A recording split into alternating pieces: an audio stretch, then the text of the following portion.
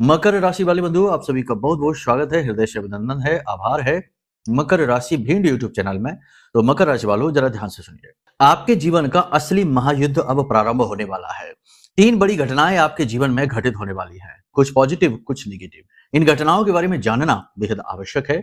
समय और काल आपके अनुसार परिवर्तित होना चाहता है, परंतु आपकी ही कुछ गलतियां, नादानियां और अज्ञानताओं की वजह से यह शुभ समय अशुभ समय में बदल सकता है। इस कार्यक्रम को अंत तक देखना।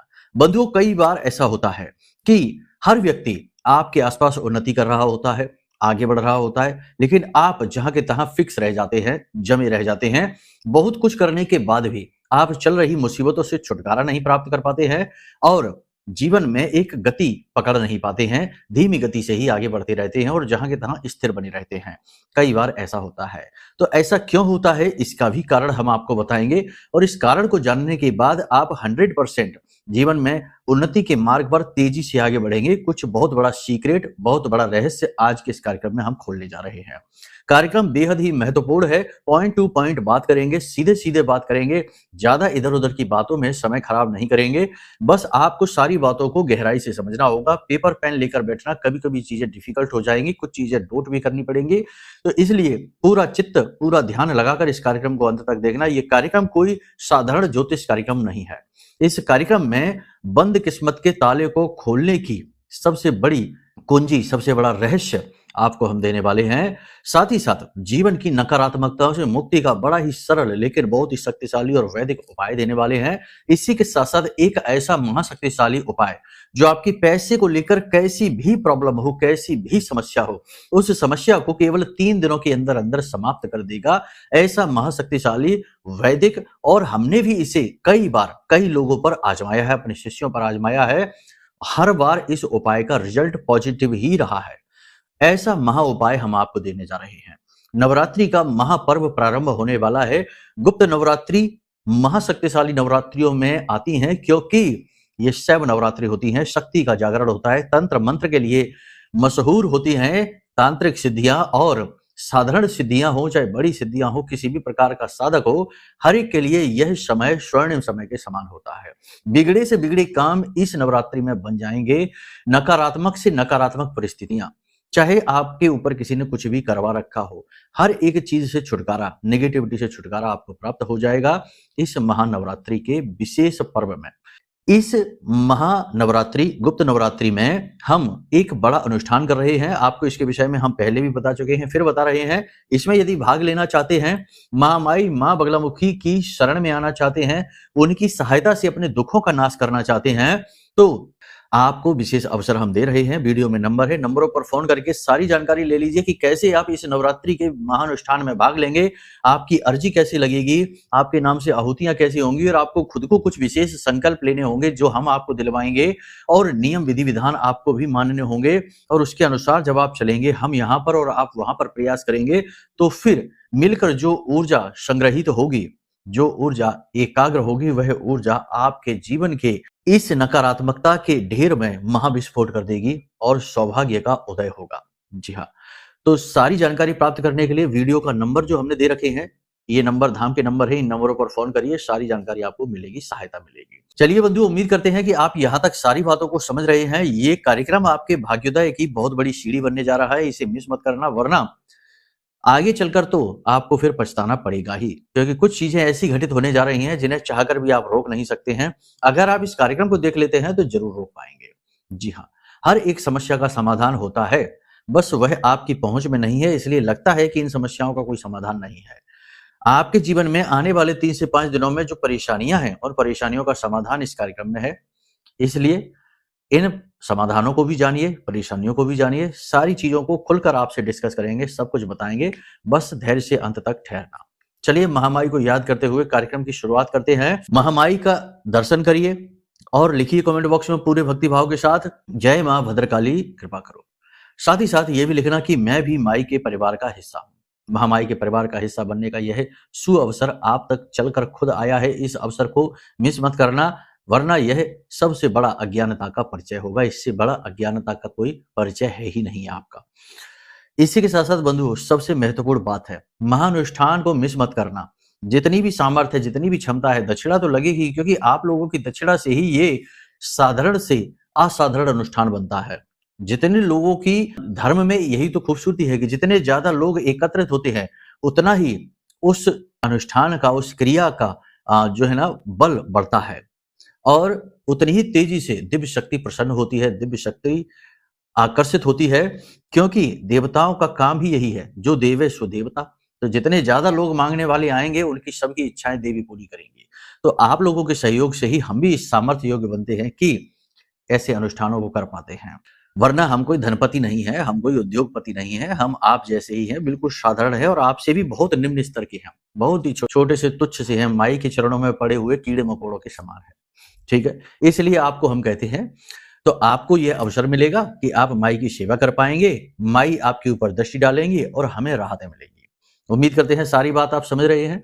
चलिए अब अपने मूल विषय को शुरू करते हैं। बात करते हैं 5 बड़ी भविष्यवाणियों की, फिर 3 बड़ी घटनाओं की बात करेंगे, और साथ ही साथ महा उपाय की, और जीवन में जड़त्व क्यों आता है इसके विषय में भी बताएंगे। जय माई की। बंधुओं, ज्योतिष और तंत्र विद्या के क्षेत्र में आचार्य अमित एक जाना माना नाम है। पूज्य गुरुदेव के साधनाओं और ज्योतिष विद्या के अनुभव बेहद दिव्य है। जी हाँ, पूज्य गुरुदेव ने जिसकी भी कुंडली का विश्लेषण किया और कुंडली के अनुसार उसे सटीक उपाय व महामाई माँ बगलामुखी की विशेष कृपा दी, उसके जीवन में सकारात्मक बदलाव तो आए ही है। फिर चाहे समस्या कितनी ही कठिन क्यों ना हो, समाधान तो अवश्य हुआ है। अब ऐसे में यदि आप भी अपने जीवन की किसी बड़ी समस्या से जूझ रहे हैं, जैसे कि कर्जा बढ़ता ही जा रहा है, काम धंधा और व्यापार सब रुक चुका है, रिश्ते नातों में तनाव हद से ज्यादा बढ़ गया है, पूरा जीवन ही नकारात्मकताओं से भर गया है, तो ऐसे में यही सही समय है जब आप श्रेष्ठ गुरु से मार्गदर्शन प्राप्त करें और जीवन के अंधकार को समाप्त कर दिव्य प्रकाश की ओर कदम बढ़ाएं। वीडियो में दिए गए नंबरों पर तुरंत संपर्क करिए और अपनी कुंडली का विश्लेषण व समाधान पूज्य गुरुदेव के द्वारा करवा लीजिए। देर ना करें, आपके देवी देवताओं के आशीर्वाद से ये मौका खुद चलकर आपके पास आया है, इसे गंवाना नहीं है। अभी फोन करें और गुरुदेव से मार्गदर्शन प्राप्त करें। महामाई आपका कल्याण करें। धन्यवाद। तो अब ध्यान से सुनिए बंधुओं, आपकी सक्रियता बढ़ेगी अपने कार्यों में पूरा करने में। जो भी काम आपको मिलेंगे, आपके काम धंधे, व्यापार है, बिजनेस है, नौकरी है, जो भी काम आप करेंगे उसमें आप पूरी जान लगाएंगे, पूरी मेहनत लगाएंगे। उस काम को सफल बनाने के लिए हर एक योजना और युक्ति का आप प्रयोग करेंगे। कहने का मतलब यह है कि आपके प्रयासों में कोई कमी नहीं रहेगी, प्रयासों में सक्रियता रहेगी। छोटी छोटी सफलताएं भी आपको मिलनी शुरू हो जाएंगी, मुसीबतों से छुटकारे भी प्राप्त होने शुरू हो जाएंगे। एक चीज यहां पर हम आपको बता दें कि जो भी मुसीबतें प्रारब्ध बस आपके पास आई हैं और आपकी कुंडली के दोषों के कारण से उत्पन्न हो रही हैं, जैसे कि कुंडली में यदि कोई ऐसा योग बना है, मंगल जैसे कि बद होकर बैठा है, छठे भाव में बैठ गया है, तो जो कर्जा आया वह कुंडली के दोष से उत्पन्न हो रहा है। तो इसमें राहत नहीं मिलेगी। राहत उन कार्यों में मिलेगी जिनमें कि आप निगेटिविटी का शिकार हुए हैं, या फिर ग्रहों की चाल आपके अनुकूल नहीं, आपके फेवर में नहीं, इस वजह से। तो अब गति आएगी जीवन में, क्योंकि इस समय पर आपकी कुंडली में दसम राशि में बहुत ही अच्छा योग बन रहा है। सूर्य, चंद्र, बुध, शुक्र और मंगल का यह बहुत ही सुंदर सा मेल हो रहा है। उन्नति ही होगी, ठीक है, लेकिन अच्छाई के साथ बुराई भी होती है। मन में काम वासना बढ़ेगी, लालच में आप आ सकते हैं, आकर्षण आपका गलत चीजों की ओर हो सकता है, अनैतिक कार्यों में भी आपकी रुचि जाग सकती है, और नकारात्मक चीजों की ओर आप तेजी से गति कर सकते हैं, जा सकते हैं। तो कहने का मतलब यह है कि निगेटिविटी आपकी ओर अट्रैक्ट हो सकती है, क्योंकि शुक्र भी बैठे हैं और शुक्र सूर्य के शत्रु हैं। यहां पर बुध और शुक्र एक साथ बैठ जाते हैं तो मंगल भी बद हो जाते हैं। जोश में आकर कोई भी कार्य ना करें, होश को संभाल कर रखें। जोश में आकर किया गया कार्य गलत परिणाम ला सकता है, मतलब कि जल्दबाजी में काम ना करें। खर्चा आपका बढ़ेगा, आपकी ओर खर्चा आएगा। कोई अचानक से पैसे की किसी बात को लेकर कोई मांग कर सकता है, कोई सहायता मांग सकता है, कोई बीमारी है या किसी बात की वजह से अचानक से खर्चा आपका होगा, आपकी जेब खाली हो सकती है। जिम्मेदारियों का बोझ बढ़ेगा और इस बोझ के नीचे आप दबे हुए महसूस करेंगे। जीवन की भागदौड़, काम की अधिकता और उलझनों के चक्कर में आप अपने जीवन की मूल सार तत्व, आनंद और खुशी को भूल चुके हैं, इन्हें आप मिस कर रहे हैं। कहने का मतलब यह है कि भले ही आप जीवन में स्ट्रगल कर रहे हैं या कुछ हासिल कर लिया है, कहीं ना कहीं एक निश्चित स्थान पर पहुंच गए हैं, लेकिन कहीं ना कहीं आप अपने आप को दबा हुआ भी महसूस कर रहे हैं, संकुचित भी महसूस कर रहे हैं, बंधा हुआ भी महसूस कर रहे हैं। नई योजनाओं पर आप यहां पर कार्य करना प्रारंभ करेंगे, नए बिजनेस आइडियाज पर आप काम करना शुरू कर सकते हैं, और अपनी दुकान, अपना व्यापार, अपने व्यवसाय, अपने कार्यस्थल पर विशेष परिवर्तन कर सकते हैं, साइड इनकम जनरेट कर सकते हैं। कुछ ना कुछ ऐसी युक्ति लगाएँगे जिससे कि आपकी आमदनी बढ़े। इसके लिए आप प्रयासरत रहेंगे। आमदनी बढ़ेगी कि नहीं बढ़ेगी ये तो आने वाला समय बताएगा, लेकिन प्रयास आपके ज़रूर पॉजिटिविटी के साथ आगे बढ़ेंगे। शरीर के किसी विशेष भाग में लगातार दर्द आपको परेशान करेगा। आपकी मन की ऊर्जा, आपकी कार्य करने की गति के साथ शरीर की गति थोड़ी-सी धीमी दिखाई देगी, जिसकी वजह से आपको थोड़ी-सी हताशा होगी, यानी आपका शरीर आपका साथ नहीं देगा। आपको अपनी वाणी पर भी पूर्ण नियंत्रण रखना है, अपने व्यवहार को भी नियंत्रित रखना है। यही ज्योतिष का एक बहुत बड़ा सूत्र है, जो खुलकर सामने आ जाता है कि जब-जब आप अपनी वाणी से नियंत्रण खोते हैं और आप ऐसी चीज़ें कहना शुरू करते हैं, जो कि आपके लिए भी अच्छी नहीं है और जो सुन रहा है उसके लिए भी अच्छी नहीं है। यानी कहने का मतलब ये है कि जब आप किसी व्यक्ति की बुराई करना शुरू करते हैं, पीठ के पीछे उसके मज़े लेने शुरू करते हैं, या फिर आप किसी व्यक्ति के बारे में बुरा बोलते हैं क्योंकि उसने भी आपके साथ बुरा कर रखा है, या फिर अपनी ही ज़िंदगी के बारे में आप बुरा बोलते हैं कि आपकी ज़िंदगी खराब है, आपकी किस्मत खराब है, आपका ये, आपका वो, इस तरीके से बोलते हैं, कोसना कहते हैं इसको। तो ऐसी स्थितियाँ जब आप उत्पन्न करते हैं, या फिर एक और स्थिति है जिसमें कि असभ्य वाणी हो जाती है। तो इन सारी परिस्थितियों के चलते जब आप इस तरह के शब्द, वाणी और शैली का प्रयोग करते हैं, तो आपके एक नहीं कई-कई ग्रह खराब होते हैं। सबसे पहले तो बुध की ही बात करें, क्योंकि वही तो वाणी है और वही बुद्धि और व्यापार भी है। तो आपने ये चीज़ नोटिस की होगी अपने जीवन में कि जब-जब आपकी वाणी भ्रमित होती है, तब-तब आपकी बुद्धि भी भ्रमित हो जाती है। कहने का मतलब ये है कि वैसे जब तक आप मौन रहते हैं, शांत रहते हैं, तब तक आपकी बुद्धि एकाग्र रहती है, कम बोलते हैं, तो आप बेहतरीन परफॉर्मेंस देते हैं, बहुत अच्छा काम करते हैं। लेकिन जैसे ही आप ज़्यादा बोलना शुरू करते हैं, तो आपका फ़ोकस अपने कार्यों से हटने लगता है। और जब आप नेगेटिव बोलते हैं, तो आपकी बुद्धि की निर्णय लेने की क्षमता कमज़ोर होने लगती है। और फिर भी जब लंबे समय तक ये क्रिया चलती है, तो व्यापार, इसीलिए तो बुध को वाणी बुद्धि व्यापार कहा गया। जिसका बुध खराब हो जाएगा, उसका शुक्र अपने आप खराब हो जाएगा, अच्छा हो ही नहीं सकता। और शुक्र और बुध जिसका खराब है, उसका गुरु और शनि भी खराब हो जाता है, क्योंकि यहाँ से न्याय, यहाँ से धर्म प्रारंभ होता है। और जिसका बुध और शुक्र खराब है, वह कहीं न कहीं गलती करेगा, गलत कार्य करेगा, किसी को पीड़ा पहुँचाएगा, किसी को दुःख देगा, वाणी से दुःख देगा, कर्मों से दुःख देगा, अनैतिक कार्यों की ओर जाएगा, तो धर्म बीच में आएगा और उसे फिर इस धर्म से जूझना पड़ेगा। यानी कि गुरु और शनि न्याय करता है, आपका न्याय करेंगे और आपको पीड़ाएँ पहुँचाएँगे। तो बहुत सारे ग्रहों की खराबी शुरू हो जाती है केवल असभ्य बोलने से या गलत बोलने से। कभी भी ज़िंदगी में अपने बारे में गलत ना सोचना, ना बोलना। देखिए ऐसा है, अपने आप को दोषी ना मानिए, अपने आप को शोषित महसूस ना करिए। आप अपनी तरफ से पूरा प्रयास कर रहे हैं, फिर भी चीज़ें यदि आपके जीवन में नहीं आ पा रही हैं, आपको नहीं मिल पा रही हैं, तो इसके लिए और हज़ार चीज़ें हैं जो अवरोध का कारक बन सकती हैं। तो इसके लिए आप ज़िम्मेदार थोड़े ही हैं। आपने तो अपनी तरफ से अपना कर्म कर दिया, अपना प्रयास कर दिया। और भी कई चीज़ें हैं जो अवरोध का कारक बनती हैं। कभी-कभी कुंडली के ग्रह, नक्षत्र, योग ऐसे बनाते हैं, कभी-कभी पितृ पूर्वजों की कृपा आशीर्वाद नहीं होती, देवताओं की कृपा आशीर्वाद नहीं होती, कभी-कभी किसी अन्य व्यक्ति की कुदृष्टि और कुबुद्धि की वजह से या किसी अन्य की बेवकूफ़ी की वजह से आपको सज़ा मिलती है।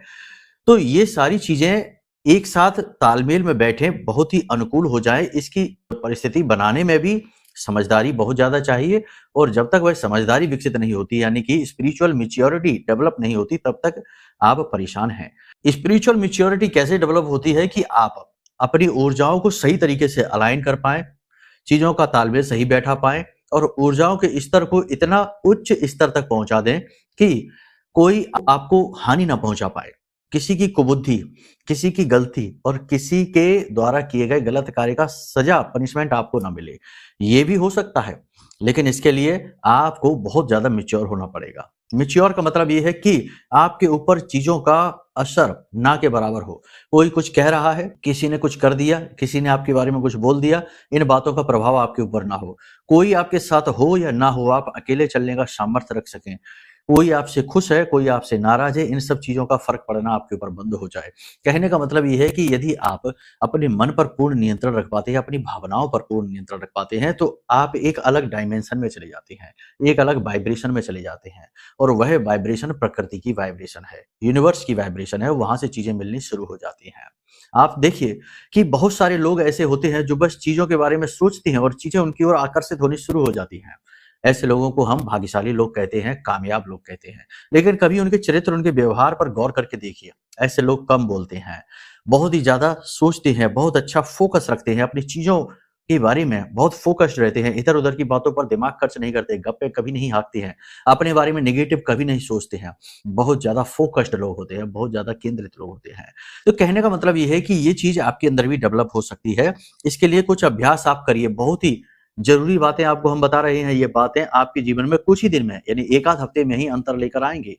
इसके लिए आपको क्या करना है, देखो कोई पूजा-पाठ अनुष्ठान की बात नहीं कर रहे हैं, आपको खुद को स्वयं को साधना पड़ेगा, ठीक है? दैवीय साधना से पहले स्व-साधना आवश्यक है। अगर हम स्व-साधना में ही असफल हैं, तो दैवीय साधनाओं के फल हमें कभी नहीं मिल सकते। खूब मंत्रोच्चारण करते रहिए, खूब हनुमान चालीसा पढ़ते रहिए, कोई सुनवाई नहीं होगी क्योंकि आप स्व-साधना में यानी खुद को साधने में ही असफल हो गए। ये बिल्कुल वैसा ही है कि अगर आप अपने घर को ही सँभाल नहीं पा रहे, तो देश और राज्य को क्या सँभालेंगे? कहने का मतलब ये है कि अपनी स्वयं की साधना करिए। तो स्वयं की साधना आप कैसे करेंगे? श्वास के माध्यम से। जब आपकी श्वास अस्त-व्यस्त होती है, तो आपकी ऊर्जा का स्तर गिर जाता है, आपका ऑरा वीक हो जाता है, हर चीज़ का आपके ऊपर प्रभाव पड़ने लगता है। सर्दी, गर्मी, बरसात हर चीज़ आपको प्रभावित करती है। छोटी-छोटी चीज़ें आपको दुखी बनाती हैं, छोटी-छोटी चीज़ों में आप खुश होने लगते हैं, यानी बहुत ही हल्का स्वभाव हो जाता है, हल्का चरित्र हो जाता है, विचार भी हल्के ही आते हैं और जीवन अपना बोझ लगने लगता है। तो कहने का मतलब ये है कि श्वास को सँभालिए। जो भी व्यक्ति रीढ़ की हड्डी सीधी करके बैठते हैं और जिनकी श्वास गहराई तक जाती है यानी उनके नाभि क्षेत्र तक जाती है, ऐसे व्यक्तियों का श्वास संतुलित होता है, जिससे उनका प्राण संतुलित रहता है, जिससे उनकी इम्यूनिटी बढ़ती है और स्पिरिचुअल ग्रोथ होती है। ठीक है? तो प्राणायाम इसका सर्वश्रेष्ठ समाधान है। प्रतिदिन आप नियम ये बना लीजिए कि जब भी आप सुबह सोकर जागें, तो पहली चीज़ तो आप ये करिए कि कम से कम आधे घंटे के लिए किसी से एक भी शब्द बात ना करिए। फ़ोन भी उठाकर मत देखिए, किसी भी कार्य को ना करिए। बस चुपचाप मौन होकर अपनी आज्ञा चक्र पर अपना ध्यान लगाइए या अपनी दैनिक गतिविधियों को करिए, दैनिक कार्यों को करिए, जो भी करते हैं आप, सुबह अपना जो भी है पानी पीना है, जो भी कुछ है, नित्य कर्म जो अपने हैं वो करिए आप, लेकिन मौन रहिए। और मौन मन से मौन है, ये नहीं कि बस मुख से तो मौन है और इशारों में बातें कर रहे हैं, ये कर लो, वो कर लो, इसको जगा रहे, ये कर रहे, नहीं। मन से मौन रहिए, उस समय दुनिया से डिस्कनेक्टेड हो जाइए। आप हो, बस आप हो और कोई नहीं है, ठीक है ना? तो मौन जो उस समय का है, वह आपकी चेतना को ऊपर उठाएगा। याद रखना, मौन जो है ना एक बहुत बड़ी शक्ति है। इसीलिए तो मौन को हिंदू धर्म में एक व्रत की तरह लिया जाता है, सिद्धि की तरह लिया जाता है। केवल कुछ नहीं किया किसी ने, मंत्र उच्चारण नहीं किया, कुछ नहीं किया, केवल कुछ वर्षों तक, कुछ समय तक मौन रहा, उसी से उसे सिद्धियाँ हासिल हो गई। देवताओं की कृपा प्राप्त हो गई, केवल मौन रहने से। तो मौन रहने में बहुत ज़्यादा आध्यात्मिक बल भी लगता है, बहुत मैच्योरिटी भी लगती है। वरना मौन रहने वाले तो ऐसे बहुत सारे घूम रहे हैं, जो हैं तो मौन लेकिन कागज़ पर लिख-लिख कर ना जाने कितनी राम कथाएँ सुना दे रहे। हमको ये चाहिए, हमको पानी चाहिए, हमको डिस्टर्बेंस ना करो, हमारे फ़ोन यहाँ से ले जाओ, ये ड्रामा है, ऐसा वाला नहीं, ठीक है? असली वाला मौन रहिए, आधे घंटे रहिए, 15 मिनट रहिए, उससे आपको बहुत शांति महसूस होगी, ठीक है? दिन का एक बेहतरीन शुरुआत होगा। फिर उसके बाद नित्य कर्म से मुक्त होकर खुले वातावरण में बैठ जाइए, छत पर जाइए, बालकनी में जाइए और प्राणायाम अवश्य करिए। यानी गहरी-गहरी साँसें लीजिए, 10 से 12 गहरी-गहरी साँसें, अनुलोम-विलोम अवश्य करिए। छोटे-छोटे योग अभ्यास जो भी आपको आते हैं और उसके बाद कम से कम आधे घंटे के लिए आँख बंद करके बस एकाग्र बैठे रहिए, बिना शरीर को हिलाए। विचारों को उस समय तक पहुँचते-पहुँचते विचार आपके अपने आप ही मंद हो जाएँगे। विचारों को दूर रखने की कोशिश करिए, किसी भी विचार के साथ जुड़िए नहीं, चिपकिए नहीं। जो भी विचार आए, सोच लो कि जब जाएँगे तब देखा जाएगा। ऑफ़िस का विचार आया, ऑफ़िस में जब जाएँगे तब देखा जाएगा। इस तरह से यदि आप 6 दिन तक, 7 दिन तक जीते हैं और 6-7 दिन तक पॉजिटिव रहिए, जो भी कुछ जीवन में चल रहा है, चाहे कितना ही बुरे से बुरा क्यों ना हो। आपने वो राजा वाली और उसके सेनापति वाली कहानी सुनी थी, जिसमें कि राजा के पैर की उँगली कट जाती है, इसमें उनका जो मित्र होता है, वही उनका सेनापति भी होता है। वह कहता है कि महाराज अच्छा ही हुआ, कुछ ना कुछ भगवान ने इसके पीछे भी अच्छाई सोच रखी होगी। राजा को गुस्सा आ जाता है और वह अपने मित्र को, अपने सेनापति को बंद करवा देता है जेल में। कह देता है कि तुम कैसे मित्र हो? हमारी तो पैर की उँगली कट गई और तुम कह रहे हो कि इसमें भी कुछ अच्छाई होगी। इसका मतलब कि तुम्हें हमारी बुराई में अच्छा दिख रहा है, तो तुम हमारे मित्र नहीं हो, ऐसा अपने मन में सोचता है। जैसे साधारण लोग सभी सोचते ही है, उसे जेल में डलवा देता है। कुछ दिन बाद राजा शिकार करने जाता है, जंगल में खो जाता है और जंगली लोग उसे पकड़ लेते हैं और अपनी देवी, वन देवी को बलि देने के लिए तैयार कर लेते हैं। बाद में देखते हैं कि उसके तो पैर की उंगली कटी हुई है, तो खंडित की तो बलि नहीं दी जा सकती, उसे छोड़ देते हैं और वहां से भगा देते हैं। तो वह जब राजा अपने वापस आता है अपने महल में, तो सबसे पहले अपने मित्र सेनापति से मिलने जाता है और बोलता है कि ये तो तुमने बहुत अच्छा कहा, अगर पैर की उंगली न कटी होती तो आज हमारी तो गर्दन ही कट गई होती। और एक चीज पूछता है कि इसमें तुम्हारे साथ क्या अच्छा हुआ, तुम्हें तो बिना मतलब में जेल में डाल दिया हमने, तुम्हें किस बात की सजा मिली। तो सेनापति कहता है कि महाराज, अगर आज आप यहाँ बचकर आ गए हैं, अगर हम आपके साथ होते, क्योंकि जेल में ना होते तो हम आपके साथ वन में गए होते शिकार करने, तो हम भी खो गए होते, तो आज हमारी बलि चढ़ चुकी होती। तो जो भगवान करते हैं अच्छे के लिए ही करते हैं, इसी भाव के साथ दिन को जिए। ठीक है, ये सर्वश्रेष्ठ भाव है। ये सारी बातें आपको कोई बताएगा नहीं, जो बता रहा है उसका मान रखिए, सम्मान रखिए, उल्टे सीधे कुतर्कबाजी नहीं करना है। ठीक है, जो भी बातें हम बताते हैं पूरे भाव के साथ बताते हैं, और ना केवल आपको कि 5 दिन की भविष्यवाणी दे दी, नहीं, जीवन भर का ज्ञान देना है, जीवन भर का अध्यात्म देना है, जीवन भर की दैवीय कृपा देनी है, यही गुरु का काम होता है। ठीक है ना, फॉर्मेलिटी नहीं। अब जल्दी से बात करते हैं उपाय की, समाधान की और कुछ और भविष्यवाणियां। इलेक्ट्रॉनिक चीजें खराब होंगी, खोएंगी, संभाल कर रखना। कोई कीमती सामान भी खो सकता है, ज्वेलरी आभूषण वगैरह है, इसे भी संभाल कर रखना। जो मशीनरी का कार्य करते हैं उनकी मशीनें जल्दी जल्दी खराब होंगी, थोड़ा इस पर गौर करना। और कोई आपसे पैसे उधार मांग सकता है, थोड़ा सा ध्यान देना। परिवार के बड़े बुजुर्गों की सेहत, खास तौर से स्त्रियों की सेहत खराब हो सकती है, इस पर थोड़ा ध्यान देना। बजट संभाल कर रखना, आने वाले समय में आपको पैसे की आवश्यकता है। बहुत ही जल्दी नौकरी में है तो प्रमोशन मिलने वाला है, व्यापार में है तो उन्नति मिलने वाली है, अपॉर्चुनिटी आ रही है। हालांकि इस समय कुछ परेशानियां हैं जो आपको लगातार पीड़ित कर रही हैं, जैसे कर्जे की परेशानी है, बिजनेस में किसी प्रकार का कोई तनाव चल रहा है, स्ट्रेस चल रहा है ये, और किसी प्रकार का कोई कोर्ट केस वगैरह है ये। तो ये सारी चीजें धीरे धीरे समाप्त हो जाएंगी, अच्छा समय आ ही गया है, इसका लाभ ले लीजिए। यहाँ तक सारी चीजें आपने समझ ली है। अब सबसे बड़ी बात यहाँ पर हम बता दें कि जो बातें बता रहे हैं वो तो कुंडली के अनुसार बता रहे हैं, जो गोचर चार्ट है उसके अनुसार, जन्म पत्री के अनुसार नहीं। जन्म पत्री की परिस्थितियां इसके उलट हो सकती हैं। तो अगर अचानक से जीवन में दुख आ गया है, या फिर आप लंबे समय से किसी पीड़ा से परेशान चल रहे हैं, तो इसके कारण हो सकते हैं कोई महादशाएं, अंतर्दशाएं या कुंडली के पाप ग्रह योग। सारी चीजों को आप जान सकते हैं।